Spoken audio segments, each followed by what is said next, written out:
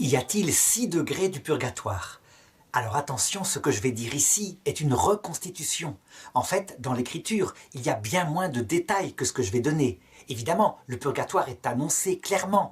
On le voit d'ailleurs en exercice avec le pauvre Lazare et le riche qui visiblement n'est pas en enfer, mais qui appelle un salut, comme l'indique Benoît XVI dans son encyclique Spe Salvi au numéro 44.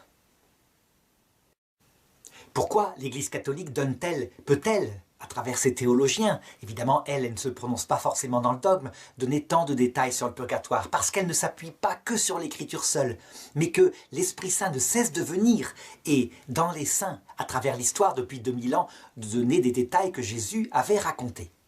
Alors, concrètement, on peut dire que le chemin que nous sommes en train de faire conduit au ciel, à la vision béatifique, et ressemble globalement à ce qu'a vu Jacob en rêve, une échelle, dont le sommet est au ciel et, je dirais, les pieds sont sur la terre. Eh bien, cette échelle, elle a 6 degrés, on peut dire en les reconstituant. 6 degrés qui sont parfois des lieux et parfois des états de l'âme, ça dépend.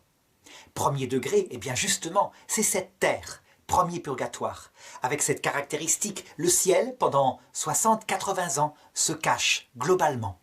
N'apparaît pas en tout cas visiblement, sauf exception, mais permet à certains de savoir ce qu'il y a de l'autre côté, à travers la révélation du Christ, et à d'autres simplement de l'espérer.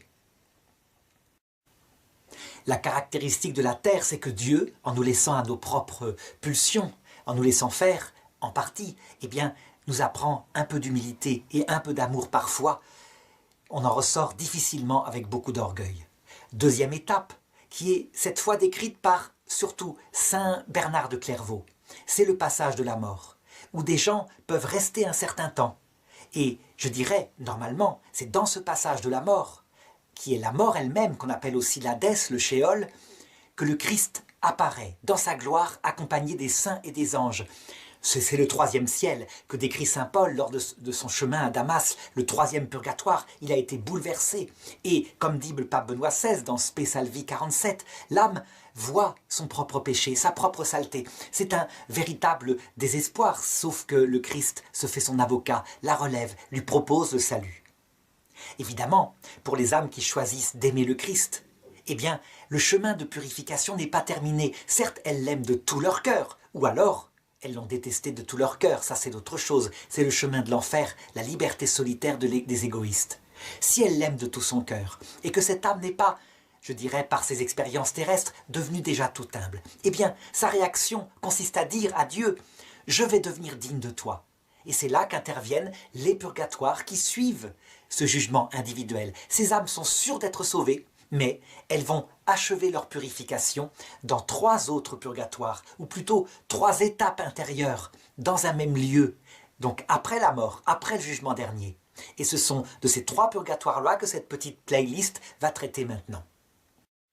Globalement, pour saint Thomas d'Aquin, elle commence dans la joie d'être sauvé.